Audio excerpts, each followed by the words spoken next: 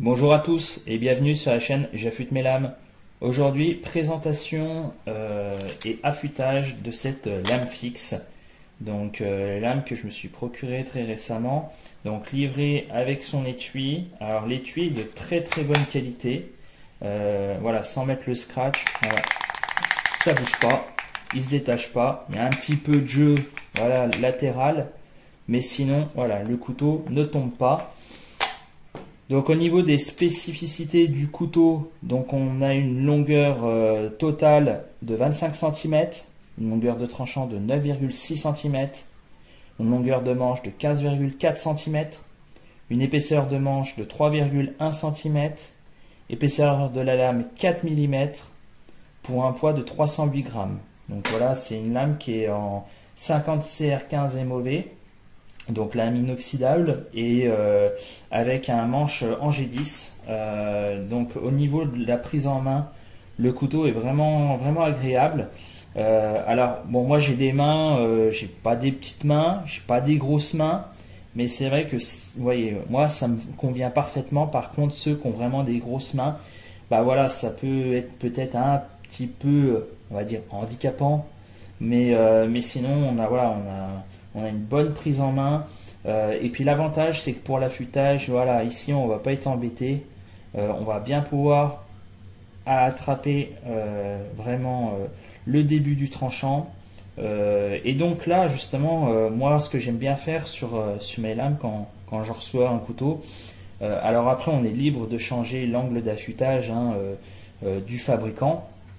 Moi, ce que j'aime bien faire, c'est reprendre directement l'affûtage. Donc là, je vais vous montrer l'affûtage d'origine au microscope.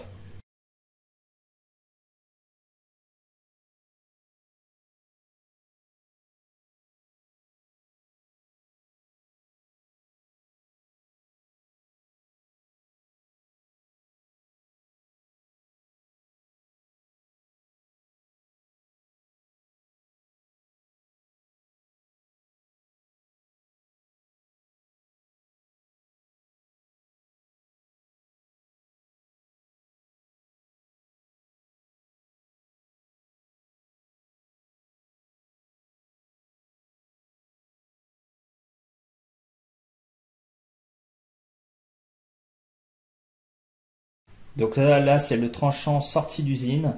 Et donc moi, je vais faire les choses, on va dire, un peu mieux. On pourrait l'utiliser comme ça, hein. Il tranche parfaitement. Sauf que moi, j'aime bien que ça soit vraiment très très net. Donc après, il y a l'école de ceux qui préfèrent déjà utiliser le couteau avec le tranchant d'origine et le refaire quand il y a besoin de faire l'affûtage. Bon, bah là, moi, en l'occurrence, je vais le refaire de suite. Donc je vais utiliser le TS Prof avec les pierres TS Prof. Et puis bah, on va voir ce qu'il en est. Donc, hop, on va préparer tout ça.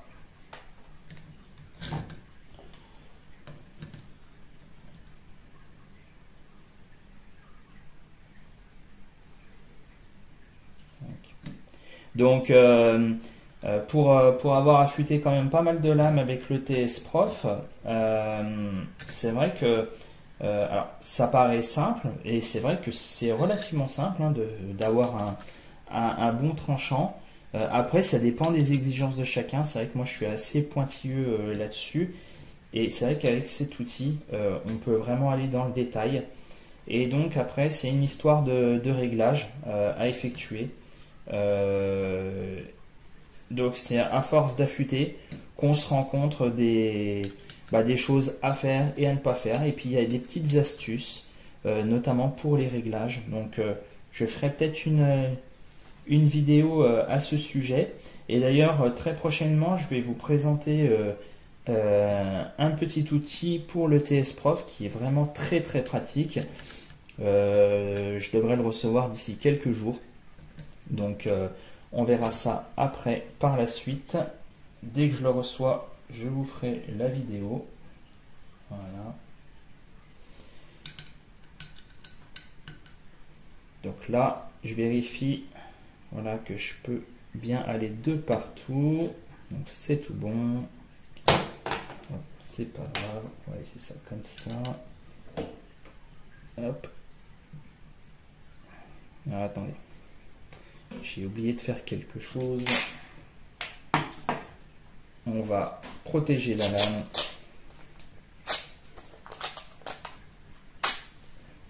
Donc là voilà, je vous montre en direct ce que je fais. Alors ça prend un petit peu de temps. Mais bon, j'ai eu quelques demandes par mail de personnes qui voulaient que j'aille un petit peu moins vite et que je montre comment faire les réglages correctement. Donc du coup, c'est l'occasion justement de vous montrer comment je procède. Après, il n'y a pas qu'une méthode, comme je le dis à chaque fois. Le but, c'est voilà, d'essayer de bien centrer la lame, d'être sûr qu'on puisse avoir tout le tranchant. Et puis après, de bien vérifier que les pierres ne frottent pas contre les pinces. Donc après, sinon, il y a d'autres pinces supplémentaires que j'ai déjà présentées sur la chaîne. Voilà. Et donc là, on s'assure que le couteau ne bouge pas, ce qui est le cas, donc c'est parfait. Donc là, on est bon. Là, on va regarder le tranchant d'origine. Alors, avant tout, on va régler par rapport à l'épaisseur de la pierre. Donc là, on a le système pour compenser ici l'angle. Donc ça veut dire que quand on va faire le réglage, si on change d'épaisseur de pierre, et bien, il y aura juste à faire le réglage ici, on gardera le degré d'inclinaison préalablement effectué. Hop. Donc là, on va venir faire notre réglage. Tac. Et voilà, c'est fait. Donc ça, c'est tout bon. Ensuite, on va venir mettre notre pierre. Donc là, au niveau du degré d'affûtage, je ne sais pas du tout à combien c'est réglé de base. Donc on va regarder ça. Donc là, hop, on va prendre notre rapporteur d'angle, venir le positionner. Hop, on remet à 0.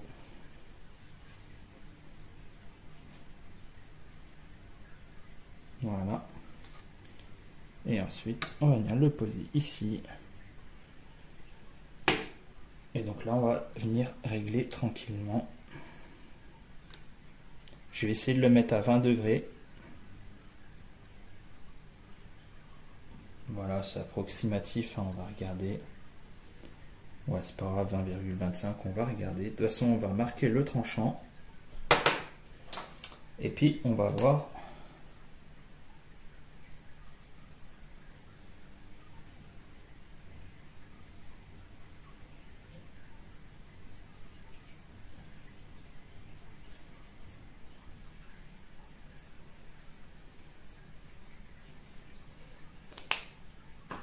On va voir si le feutre part. Donc on va regarder ça de suite.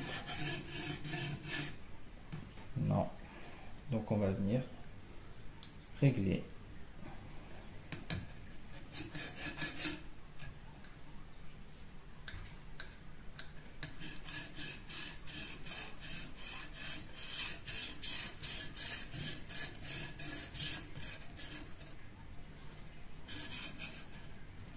Là on va s'assurer que ça ne frotte pas sur les pierres, que la pierre ne frotte pas.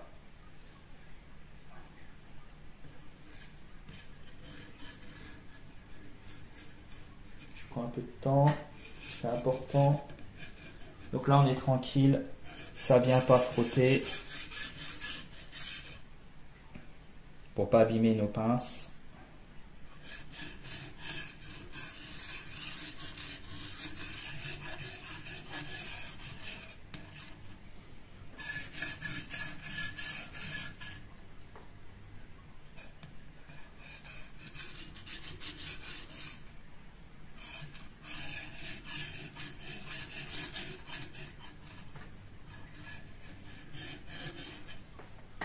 Là.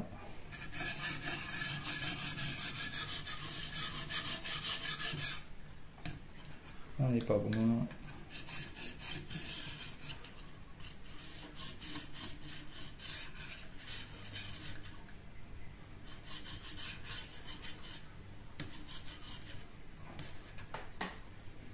On ne doit pas être très loin de la vérité là.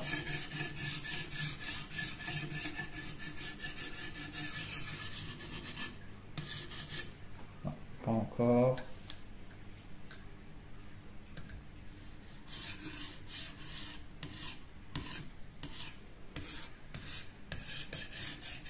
Donc après, c'est pas une obligation ce que je suis en train de faire. On peut prendre directement l'angle d'origine. Ou alors on peut très bien aller avec l'angle que l'on souhaite. Donc là, on a presque enlevé tout le feutre. Donc on va juste regarder par curiosité ce que ça donne.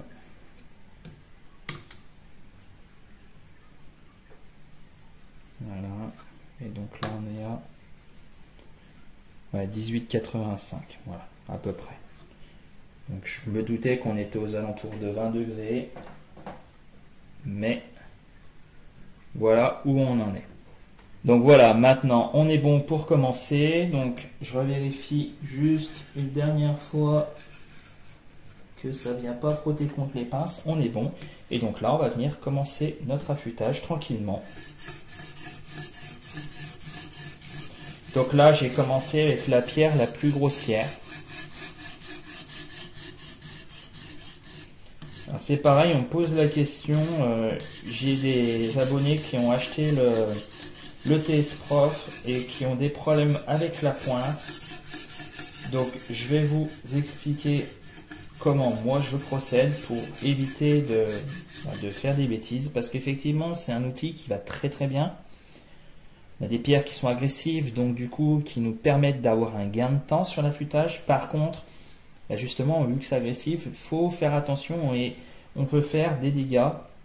Alors, quand on arrive vers la pointe, surtout, on essaye de ne pas dépasser la moitié de la lame. Pourquoi? Parce que si on va jusqu'au bout, hop, ça va avoir tendance à rouler.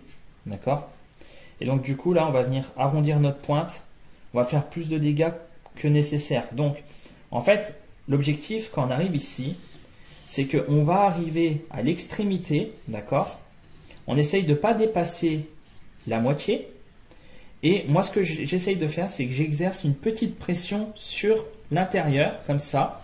Hein, j'incline légèrement, de manière à éviter justement le phénomène de on vient faire rouler sur la pointe. Donc on arrive là, et ça nous permet d'affûter correctement la pointe, sans faire de dégâts.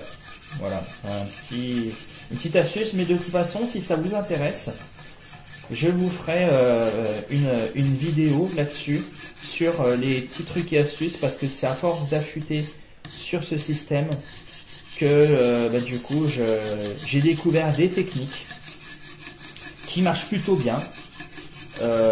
Et donc du coup, ça peut être intéressant de les partager et afin d'avoir des tranchants parfaits et puis surtout ne pas faire de dégâts parce que c'est vrai que quand on regarde le TS Prof, on se dit, alors quand je dis TS Prof, c'est TS Prof, Appstone, enfin tous les systèmes, on se dit c'est simple, même un enfant de 5 ans pourrait le faire. Alors effectivement, même un enfant de 5 ans pourrait le faire de base, mais il pourrait faire aussi des bêtises. Et ça, je m'en suis rendu compte avec l'utilisation. Au départ, je me suis dit, c'est vrai que c'est relativement simple, mais il y a des petits trucs et astuces. Et encore, moi j'ai affûté beaucoup de couteaux avec, mais je suis sûr que je vais encore en apprendre pas mal par la suite. Donc c'est un outil qui est vraiment très intéressant, mais qui mérite d'être maîtrisé, un peu comme tout système d'affûtage, comme les pierres. Ça demande un temps d'adaptation. Et c'est surtout si après on va aller vraiment dans le détail. Alors là, voilà, on a une pierre qui est quand même relativement agressive. Donc on va pas y passer trop de temps. Je vais juste insister ici. J'ai le morphile de partout. Ça manque un petit peu ici. Mais c'est ça l'avantage aussi de ces pierres, c'est que ça fait le travail rapidement.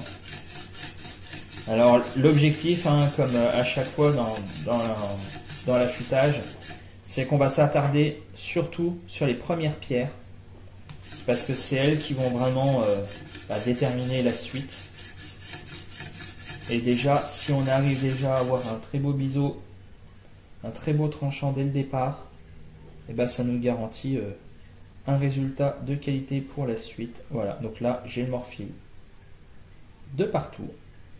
Et donc là, on va pouvoir changer de face. Hop.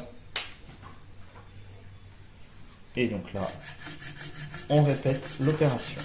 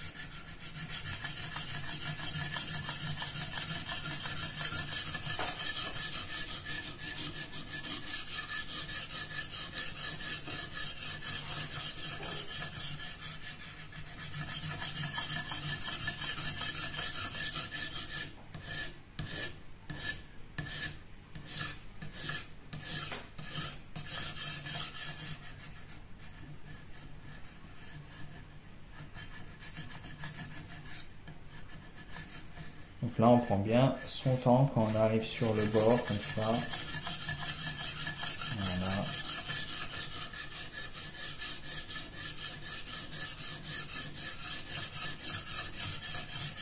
Et puis après, ça dépend du degré de finition que vous souhaitez avoir avec vos couteaux. Moi, je sais que j'aime bien avoir des tranchants très rasoirs. Mais bon, après, chacun fait comme il souhaite et selon ses besoins.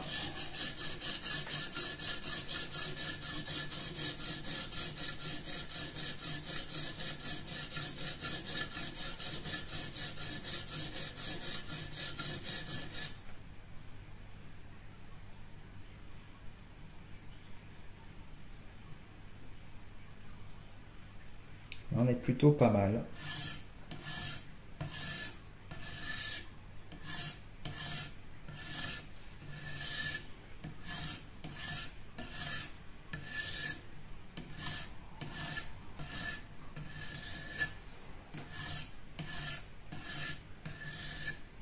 Hop. Là, on va venir préparer pour la prochaine pierre.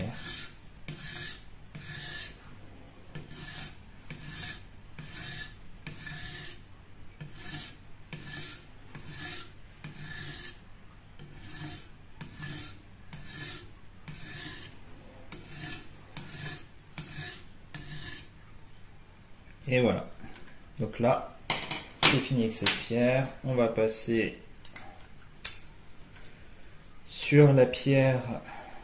Donc là, on était sur la extra corse. Là, on va passer sur la corse.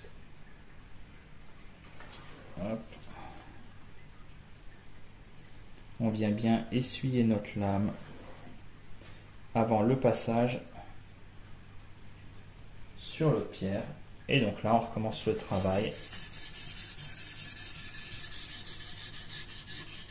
Donc là, je vais mettre un petit peu en accéléré et je vous retrouve juste après.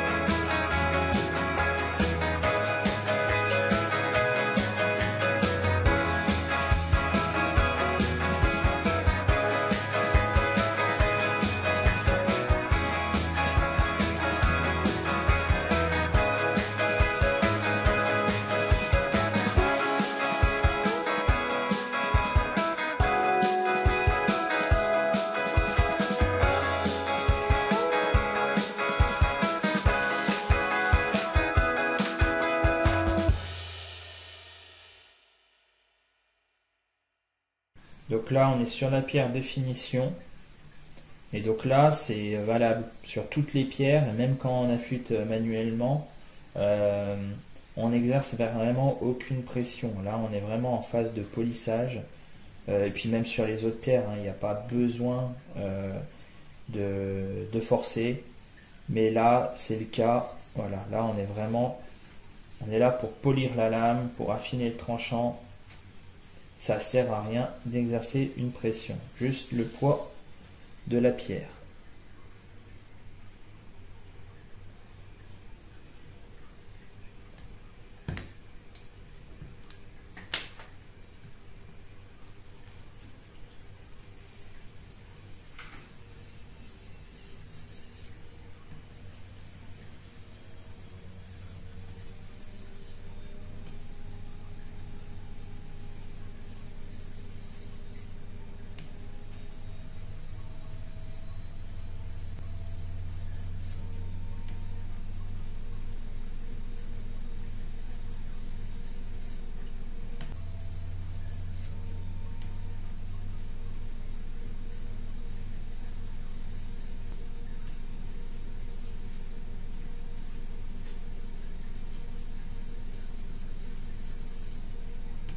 Il y en a qui disent que les pierres de TS Prof ne sont pas d'une qualité exceptionnelle.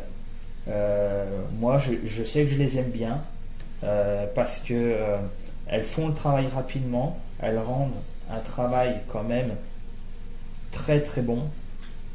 Alors c'est sûr que si on veut avoir un polymiroir qui brille du tonnerre, non, on va avoir un polymiroir mais pas hyper brillant. Donc après, il y a possibilité d'utiliser d'autres pierres de finition venant d'autres marques, ou alors d'utiliser tout simplement un strop. Voilà.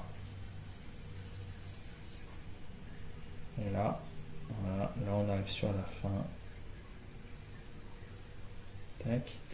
Et d'ailleurs, je vais vous montrer, parce que ça c'est une question aussi que j'ai régulièrement, comment enlever le morphile quand on n'a pas de strop. Alors, quand on n'a pas de strop, on peut enlever le morphile. Il y a des techniques, et je vais vous en montrer une parmi tant d'autres. Il n'y a pas que celle-ci, mais je vais vous en montrer une. Donc là, j'ai bien essuyé la lame. Tac. Donc là, je pourrais finir avec un strop. D'ailleurs, j'en ai. Je pourrais finir avec un strop. Mais là, je vais vous montrer, puisque j'ai souvent la question, comment finir pour enlever le reste de morphile. Donc ça, je vais l'enlever. Hop. Je vais enlever les protections. Donc là, déjà, je vais vous montrer le tranchant en espérant qu'on puisse voir correctement. Je vais essayer de vous le montrer à la caméra. Attendez. Hop. Vous voyez, on a déjà un beau polymiroir.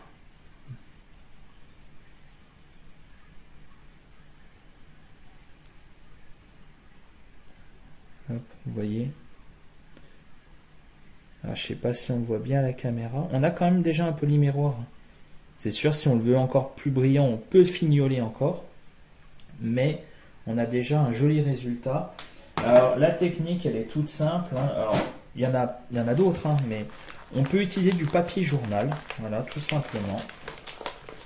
Moi, je prends du papier journal que je roule. Attendez, je me mets en face de la caméra pour que vous voyez bien. Voilà. Et en fait, donc le morphile, pour ceux qui ne connaissent pas, en fait, c'est la partie du métal. Par exemple, quand on va venir affûter cette partie-là, c'est la partie du métal qui va se retrouver de l'autre côté, en fait. C'est la partie du tranchant, en fait, qu'on enlève. C'est des résidus de métal. Et c'est ça qui nous empêche des fois d'avoir une coupe très franche. On a l'impression que voilà, ça accroche quand on coupe, alors que pourtant le couteau est bien affûté. Voilà. Et en fait, il suffit d'enlever ces particules de métal. Donc on prend un bon vieux papier journal, voilà, qu'on a tous, et on va venir passer notre lame tranquillement comme ça. Hop, voilà. Ça va nous permettre de faire sauter ce morphile. On passe tout doucement dessus. Voilà. Alors soit on peut le mettre à plat et puis faire des passes comme ça, hein, c'est tout à fait possible. Moi je fais voilà gentiment comme ça.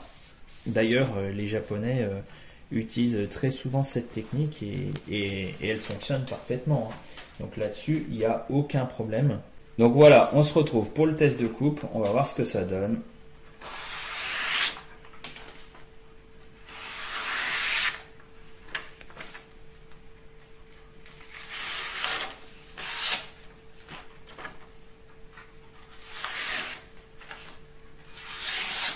Voilà, c'est rasoir. Bon, en plus, on n'aurait pas besoin d'un tranchant aussi rasoir pour un couteau de camp, mais comme j'ai dit, moi j'aime bien avoir des couteaux très rasoirs. Donc vous voyez, alors déjà d'origine, hein, le tranchant est quand même propre, hein, sans aucun souci, il coupe parfaitement. Mais bon, moi j'aime bien les reprendre et comme ça, je les fais à ma façon. Euh, et donc vous voyez, même avec les pierres de TS Prof, on peut très bien avoir de très très bons résultats. On a un joli polymiroir, hein, bien sûr, qu'on peut compléter avec d'autres pierres si on veut vraiment une finition exceptionnelle. Mais là, voilà, on a déjà un très très joli résultat. Donc voilà, ça sera tout pour cette vidéo. Si vous souhaitez vous procurer ce couteau, comme d'habitude, je vous mets le lien en barre de description. Si vous avez des questions par rapport à l'affûtage, cet affûtage-là, ou par rapport à l'affûtage sur d'autres systèmes ou de l'affûtage manuel, n'hésitez pas à laisser vos questions en commentaire, j'y répondrai. Si vous avez aimé la vidéo, n'hésitez pas à la liker, commenter et partager. Et on se retrouve très bientôt pour une prochaine vidéo.